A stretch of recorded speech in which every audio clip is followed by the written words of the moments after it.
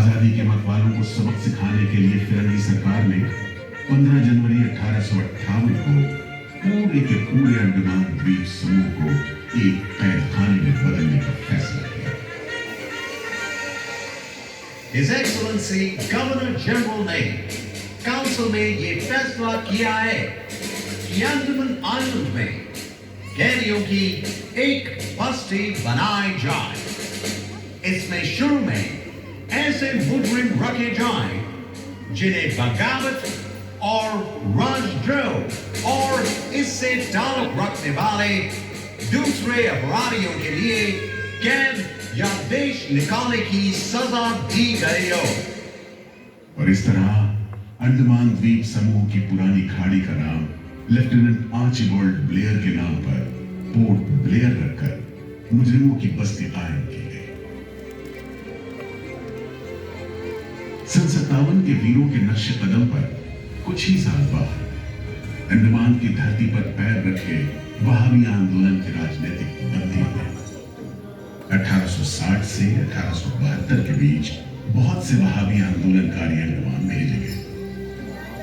सरहदी सूबे का रहने वाला एक पठान शेर अली आफरीदी भी अंडमान में उस समय उम्र कैद की सजा काट रहा था और अंग्रेजों से बदला लेने के लिए मौके की तलाश में था।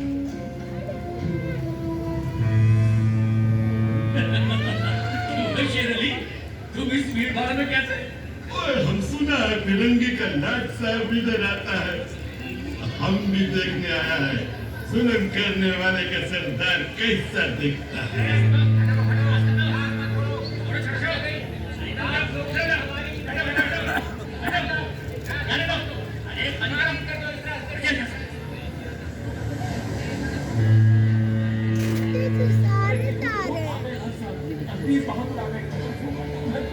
मिस्टर बेल, मैं सोचता हूँ कि इस खूबसूरती के बीच रहने के लिए प्रिजनर होना भी मैं एक्सेप्ट कर लेता हूँ। मम्मा ऊपर देखो। Yes, indeed. Just look how beautiful this place is. ये प्रिजनर लोग इस खूबसूरती को नहीं देखते, वरना इस टापू को प्रिजन नहीं स्वर्ग समझते। यस सर, आप ठीक कहते हैं। इधर आइए प्लीज। हम तुमको खत्म कर देगा फिरंगी जालिम। कैदियों के साथ इस मुझसे हैवानी सलूक करता है, हम बर्दाश्त नहीं करेगा। पकड़ो इसको। शेर अली है, सजायाफ्ता कैदी, सजा में रियायत पाकर नाई की दुकान चलाता है। जैसा कि होना था, शेर अली को फांसी हो गई।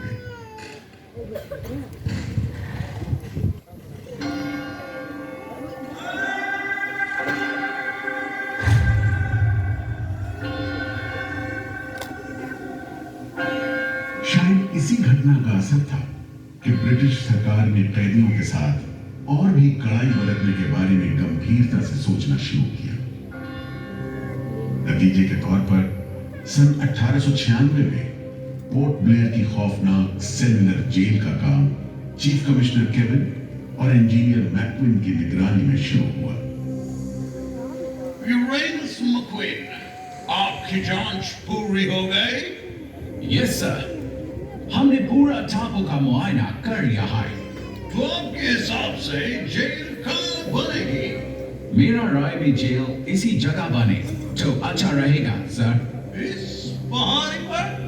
यस सर, हम इस पहाड़ी को ईस्ट का तरफ ऊपर से काटकर समुद्र से 60 फीट की ऊंचाई पर मैदान बना देगा। इससे दो फायदा होगा, जेल के लिए जगह निकलेगा और पहाड़ी काटने से जो मिट्टी निकलेगा उससे हम नीचे का दलदल को भरकर ऑफिसर्स के लिए टेनिस एंड क्रिकेट खेलने का मैदान, इवन जिमखाना क्लब भी बना सकता सर। तय हुआ कि 5 लाख रुपए की लागत से पोर्ट ब्लेयर की इस पहाड़ी पर जेल बनेगा। फौरन कारीगरों के अलावा 600 कैदियों को काम पर लगा दिया गया। इस जेल में एक वक्त में 700 कैदियों को बंद रखा जा सकता है। योजना के अनुसार जेल के बीचों बीच एक मीनार बनाई जानी थी जिसकी 7 दिशाओं में 7 खंड किसी सितारे की भुजाओं की तरह निकले होंगे। हर खंड में 3 मंजिलें बनाई जानी थी और 7 खंड में कुल मिलाकर 698 कोठरियों का निर्माण होना था। ईंटों की ढुलाई के लिए ट्रेन की 5 मील लंबी पटरी बिछाई गई। इमारत बनाने के लिए ढेर सारे सामान बर्मा से मंगवाए गए। जेल को बनाने में कोई 3 करोड़ ईंटें इस्तेमाल की गई। इंसानी खून पसीने की तो कोई गिनती नहीं।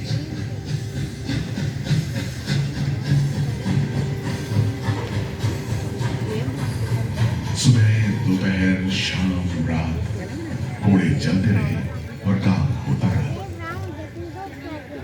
दीवारें उठनी शुरू हो। आखिरकार 10 साल बाद सन 1906 में यह विशालकाय जेल तैयार हुआ और यहीं से अंडमान के इतिहास का सबसे काला दौर शुरू हुआ।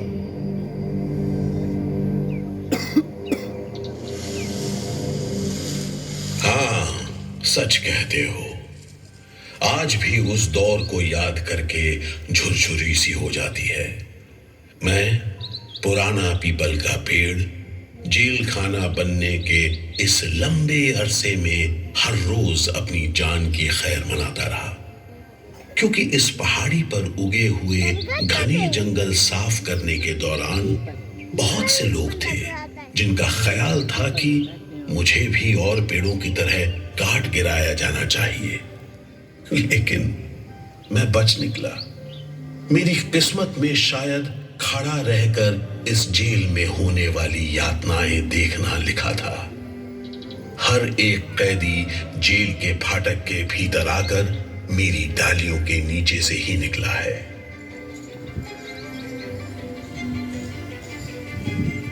जैसे जैसे अंग्रेजी शासन के खिलाफ आजादी की मांग तेज हुई, ब्रिटिश सरकार ने सेलुलर जेल के फाटक हर छोटी बड़ी बात के लिए खोलने शुरू कर दिए। किसी ने पर्चा निकाला तो अंडमान जेल, किसी ने लेख लिखा तो अंडमान जेल।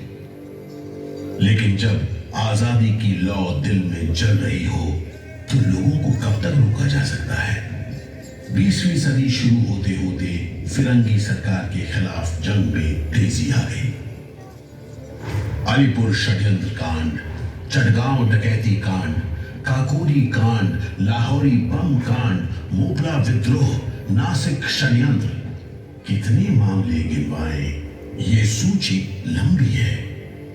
लिहाजा एक नए किस्म के अभियुक्तों ने अंडमान की सेल्युलर जेल में कदम रखा। ये नई किस्म थी क्रांतिकारियों की। क्या शानदार लोग थे, मस्ती में झूमते गीत गाते जेल में कदम रख रहे थे, मानो जेल नहीं मंदिर जा रहे हों। आजादी के ये परवाने देश के कोने कोने से आए थे। सरफरोशी की तमन्ना अब हमारे दिल में है, देखना है जोर कितना बाजुए का दिल में है। वक्त आने दे बता देंगे तुझे आसमान से क्या बताएं, क्या हमारे दिल में है। सोहम सिंह भकना हाजिर। मोतीलाल वर्मा हाजिर। पंडित परमानंद शास्त्री हाजिर है। बटुकेश्वर दत्त हाजिर। सचेंद्र नाथ सान्याल हाजिर। उल्लासकर दत्त हाजिर। पृथ्वी सिंह आजाद पृथ्वी सिंह आजाद हाजिर। हर आदमी के दिल में स्वाधीनता की लौ जल रही थी। इस जोत को बुझाने का काम ब्रिटिश सरकार ने जिस अफसर को सौंपा वो था सेलुलर जेल का जेलर डेविड बेरी। जमादार जी हुजूर। जी हुजूर। नया कैदी लोग आया। जी सरकार, सभी लाइन से खड़े हैं। ठीक है, सुनो, इनसे कह दो कि इस जगह पर हम शेर को पालतू बनाता है। तुम जेल का दीवार देखता है, जानता है इसको इतना नीचे क्यों बनाया? इधर से कोई भागने को नहीं सकता। यह सब तरफ 1000 माइल्स तक पानी है और ऊपर खुदा है। और तुम हमको देखता? हम इधर का खुदा है, डेविड पेरी। Get it? इस तरह कैदियों से ठस भरी जेल की गंदी सीलन भरी बदबूदार हवा में कैदियों का बंदी जीवन शुरू होता है। बेड़ियों की आवाज, वार्डनों की गाली गलौज और मार खाते कैदियों की चीख पुकार से गूंजते कोठरियों का दम घोटू माहौल कड़े से कड़े इंसान को तोड़ने के लिए काफी था। लेकिन इन कोठरियों में ऐसे बंदी भी आए जिन्हें ये माहौल हताश करने के बजाय जुल्म का मुकाबला करने की प्रेरणा देता रहा। वीर विनायक दामोदर सावरकर, ये नाम ऐसे ही बंदियों में बड़े सम्मान के साथ लिया जाता है। जयोस्तु ते जयोस्तु ते जयोस्तु ते जयोस्तु ते जयोस्तु ते जयोस्तु ते जयोस्तु ते जयोस्तु ते जयोस्तु ते जयोस्तु ते जयोस्तु ते जयोस्तु ते जयोस्तु ते जयोस्तु ते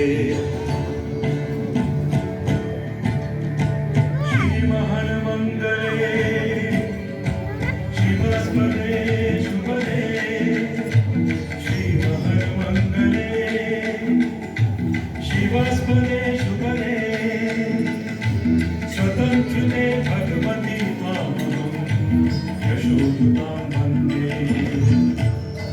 जयोस्तु ते जयोस्तु ते जयोस्तु ते जयोस्तु ते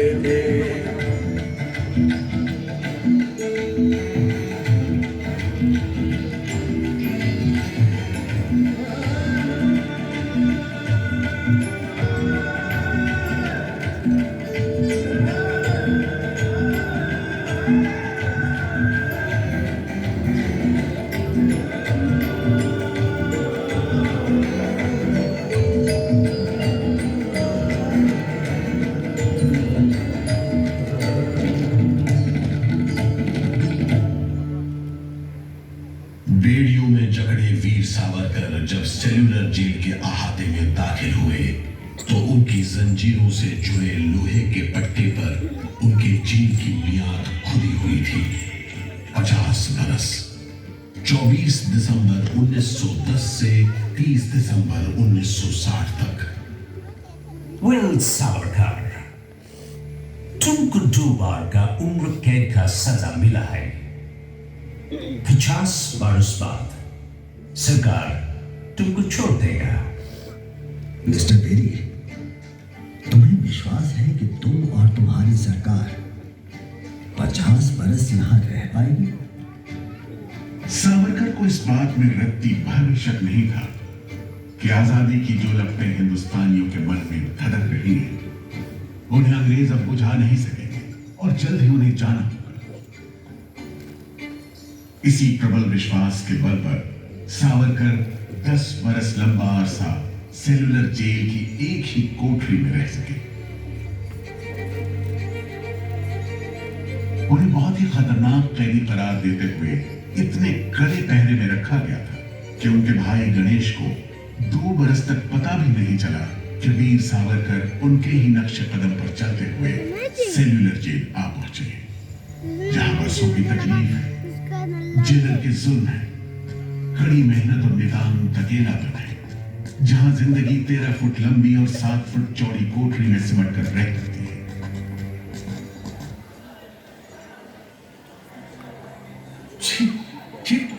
ये कैसा रत्ती खाना है? चावल में कंकड़ है, सब्जी में रेत है और दाल में कीड़े। खाना क्या है? घास फूस है। बर्तन भी देखो कैसे टूटे फूटे, जंग से लाल और तेल से जुड़े हुए। सबसे ज्यादा कमी तो पानी की है। आज सुबह जब मैंने पानी मांगा, जमादार बोला दिन में 2 बार मिलेगा बस। अरे पीने लायक होता तो बात था, इतनी बास मारता है कि नाक बंद करके पीना पड़ता है। इस खाने को कैसे खा सकते हैं? कैदियों को गाली देना या पीटना मामूली बात थी, चाहे वो खा रहे हों या काम कर रहे हों। और काम न सिर्फ मुश्किल था बल्कि उसका कोटा भी तय था। 7 में से 4 खंडों की कोठरियों में तेल निकालने के उपकरण लगे थे।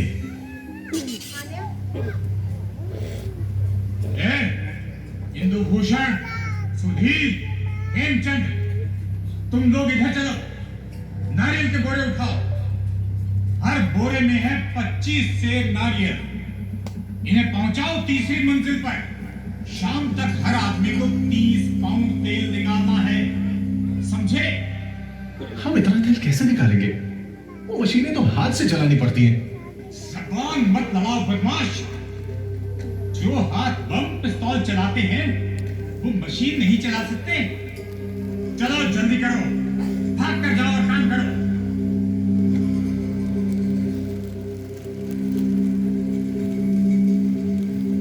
मेरा बात ध्यान से सुनो। जी हुजूर।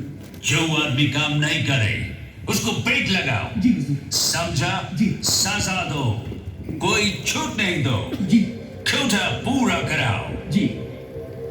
लेकिन तमाम मारपीट और गाली गलौज के बावजूद यदि कैदी काम पूरा न कर पाते, तब जो सजा मिलती वो किसी की भी हिम्मत तोड़ने के लिए काफी थी। जमादार जी हुजूर। इसको 2 दिन तक टाट का वर्दी पहनाओ। कल से इसका खाना बंद। जी। सिर्फ 2 कप खंडी दो। जी हुजूर। ये पहला बार काम नहीं पूरा किया, जी। इस वास्ते इसको 1 हफ्ता हथकड़ी में रखो। जी हुजूर। ये बागी का बच्चा है, इसको बेड़ी डालो। जी हुजूर। इसको भी बेड़ी डालो 6 महीने तक। जी हुजूर। तुम अब तक 5 बार काम का कोटा पूरा नहीं किया, हम तुमको इस बदमाशी का मजा चखाएगा। जमादार जी हुजूर। इसको तन्हाई में रखो। जी हुजूर। Solitary confinement. जी। कोठरी में काम दो। जी। और इसको पेट लगाओ। जी। और मारो, और मारो। नारे बोलेगा। बोल नारे, बोल, बोल नारे, बोल, बोल नारे, जितनी ताकत है, बोल नारे।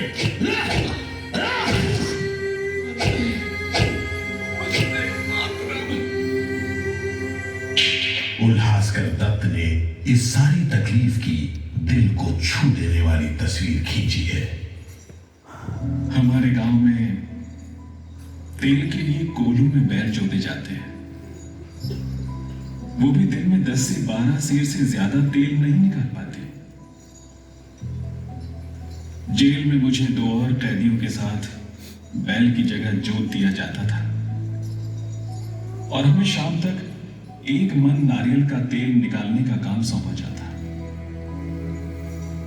जमादार हमें दौड़ने पर मजबूर करते और रफ्तार धीमी होने पर कोड़े मारते।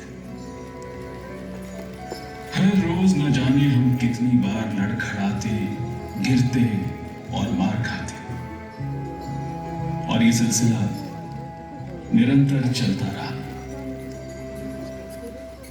हुजूर, ये काम करने से इनकार करता है। क्यों? क्यों काम नहीं करेगा? जैसा बर्ताव ये जमादार करते हैं उसमें मैं काम नहीं करूंगा। मारपीट और सजा का नतीजा ये हुआ कि उल्हासकर ने 7 दिन के बाद खाना पीना और बात करना भी बंद कर दिया। वार्डनों का ख्याल था कि उल्हासकर पागल होते जा रहे हैं, लेकिन जेलर बेरी ने इसे नाटक बताते हुए उल्हासकर को बिजली के झटके लगाने का हुक्म दिया, जिसके बाद उल्हासकर 3 दिन और 3 रात बेहोश रहे। उसके बाद कहीं जाकर डॉक्टर को बुलाया गया। सुनो मिस्टर उल्हासकर, हम जानते हैं तुम अपने मुल्क का आजादी के वास्ते ये करता।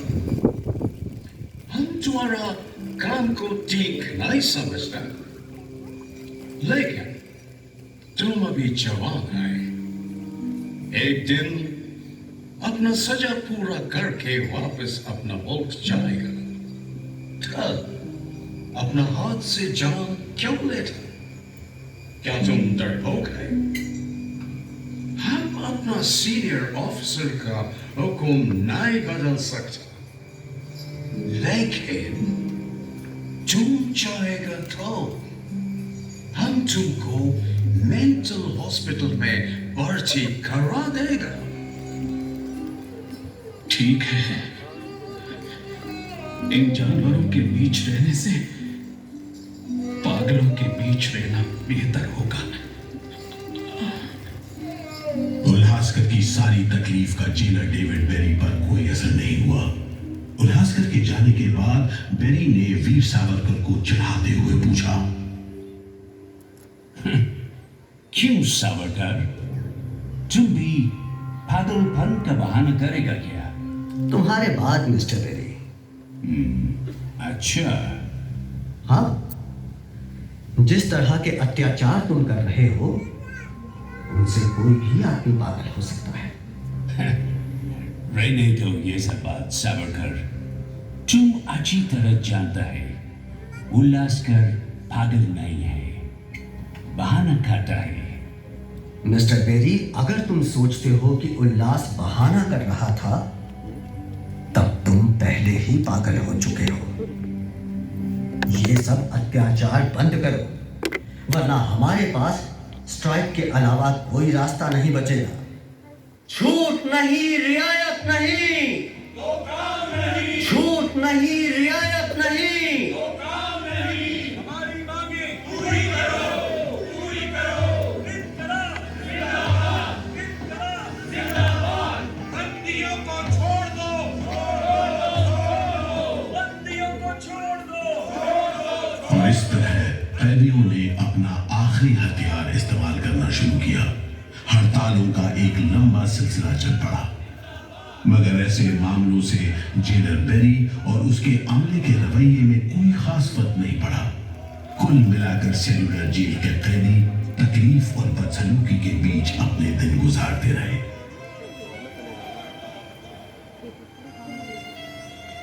मगर एक सुख का स्मरण ना करना नाइंसाफी होगी।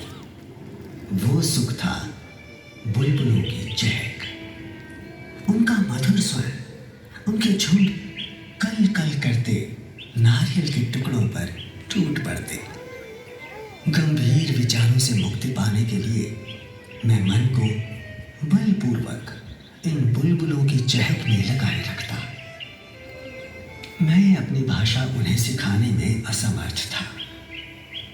यदि सिखा पाता तो मैं उन्हें देश प्रेम के गीत सिखा देता, ताकि अगर कोई मेरी कोठरी खोजता हुआ आए तो लोग कहें कि जिसके सामने बुलबुल देश प्रेम के गीत गा रही हो वही सावरकर की कोठरी है। एक बार में 3 कैदियों को फांसी पर लटका दिया जाता। दिल दहला देने वाली चीखें निकलती, जेल का घंटा घनघना उठता, जेल की मीनार पर लगी बत्ती जलती बुझती रहती और 8 मील दूर तक खड़े जहाजों तक खबर पहुंच जाती कि फिर से कुछ कैदियों को फांसी पर लटका दिया गया है। 12 मई 1933 को कैदियों ने फिर भूख हड़ताल का सहारा लिया। भूख हड़ताल करने वालों में सरदार भगत सिंह के बहादुर साथी महावीर सिंह भी शामिल थे। हड़ताल के 5वें दिन जब कैदियों को जबरदस्ती खुराक दी जाने लगी तो महावीर सिंह ने ताकतवर विरोध किया। जालिमों, तुम नहीं जानते कि हम कौन हैं। हम मर सकते हैं पर छुपकर नहीं रह सकते। हमें ऑर्डर मिला है तुम्हें दूध पिलाने का। चलो जमादार, पकड़ो इसे। जिंदाबाद।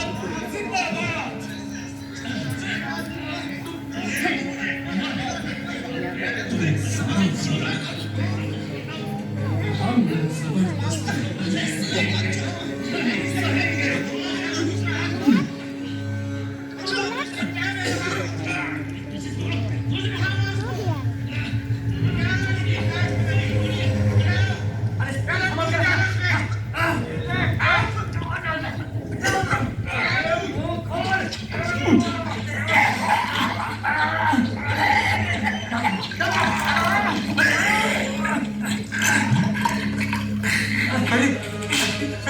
ये क्या हो गया? ये क्या हो गया? अरे ये तो अरे अब क्या करें? अरे इसकी तो आंखें उलट गई। अरे इसकी तो आंखें उलट गई है। अब क्या करें? लगता है दूध इसके फेफड़ों में चला गया है साहब। क्या हो? नली निकालो, जल्दी करो, जल्दी। जी। इसकी तो सांस बंद हो गई। अब क्या होगा? होगा क्या? लाश को गुपचुप ठिकाने लगा दो, किसी को कानो कान खबर ना हो। मैं तो कहता हूँ साहब, इसकी लाश को बोरे में डालकर पत्थर से बांधकर समंदर में बहा दीजिए। कैसा? बिपिन ऐसा ही करो, झटपट ले जाओ उसे, झटपट ले जाओ। लेकिन ये खबर छिपी नहीं रह सकी। जब लोगों को पता चला तो देश भर में विरोध की भीषण लहर फैल गई।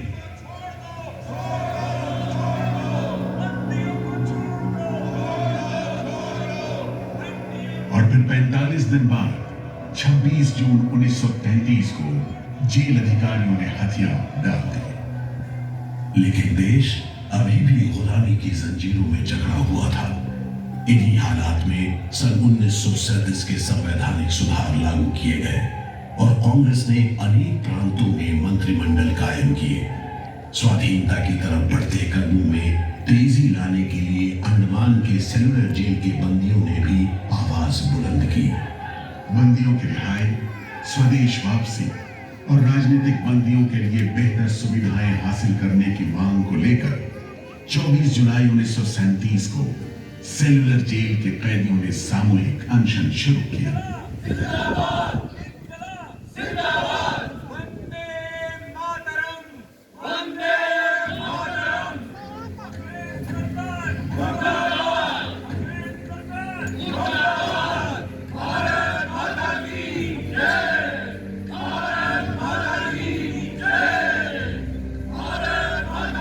इस भूख हड़ताल का असर पूरे देश पर पड़ा। जगह जगह कैदियों के समर्थन में आंदोलन होने लगे। सारे देश के राजनीतिक बंदियों ने अनशन शुरू कर दिया।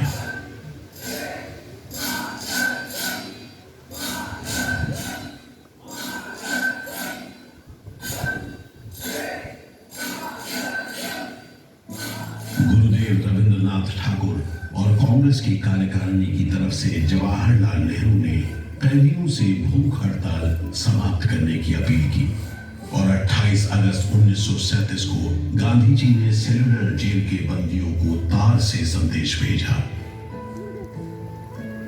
मैं गुरुदेव रविंद्रनाथ टैगोर और वर्किंग कमेटी की राय में अपनी अपील भी जोड़ना चाहता हूँ। आप सब हड़ताल वापस ले लें और हम पर भरोसा रखें। हम आपको राहत दिलाने के लिए पूरी कोशिश कर रहे हैं। कैदियों पर गांधी जी की इस अपील का बहुत असर पड़ा। सभी कैदियों ने आपस में सलाह करने के बाद जवाब दिया। देशव्यापी अपील और आपके संदेश ने हमारे दिलों को छू लिया है। हम इस भरोसे पर भूख हड़ताल मुलतवी कर रहे हैं कि सारे देश ने हमारी मांगों और हमारे उद्देश्य को अपना बना लिया है। वंदे मातरम। 36 दिन के संघर्ष के बाद एक बार फिर बंदियों की जीत हुई। नतीजे के तौर पर सितंबर 1937 से सेलुलर जेल के कैदियों की स्वदेश वापसी शुरू हो गई। आखिरी जत्था जनवरी 1938 में रवाना हुआ और 80 साल बाद सेलुलर जेल राजनीतिक बंदियों से खाली हो गई और अंडमान द्वीप समूह के इतिहास का एक तकलीफदेह दौर खत्म हो गया।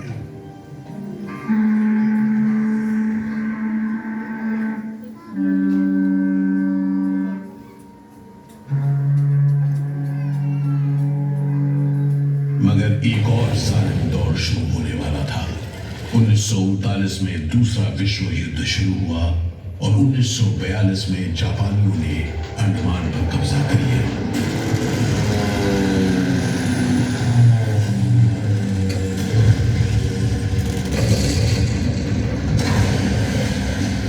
हालांकि अंडमान पर जापानियों का कब्जा सिर्फ 3 साल रहा, लेकिन इस अरसे में भी उन्होंने काफी जुल्म किया।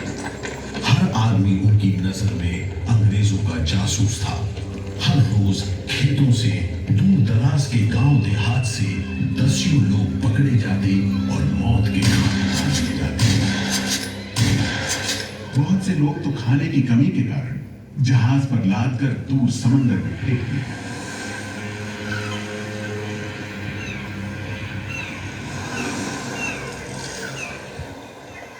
इसी दौरान नेताजी सुभाष चंद्र बोस अंडमान आए और जेल का मुआयना भी किया, मगर जापानी उन्हें जेल के उन हिस्सों में नहीं ले गए जहां वो सैकड़ों कैदियों को जासूस करार देकर तकलीफें पहुंचाते थे।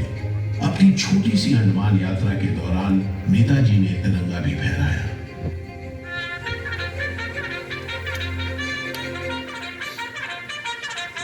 अगस्त 1945 में दूसरा महायुद्ध समाप्त हुआ और 3 साल 6 महीने 15 दिन के कब्जे के बाद अक्टूबर 1945 में अंडमान की जापानी छावनी ने अंग्रेजों के आगे हथियार डाल दिए।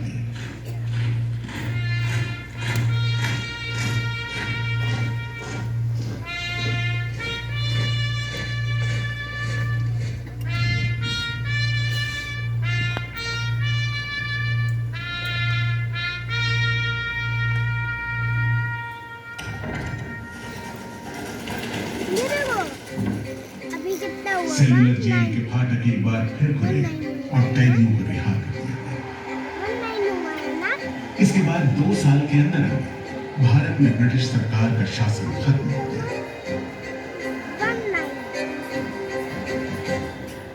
अंडमान द्वीप समूह अब काला पानी के खौफनाक नाम से नहीं जाना जाता, लेकिन ये सारी तकलीफें जो आजादी के प्रेमियों ने यहाँ झेली, वो सारी कुर्बानियां जो देशभक्त वीरों ने यहाँ दी, आज भी देशवासियों के दिलो दिमाग पर छपी हुई है।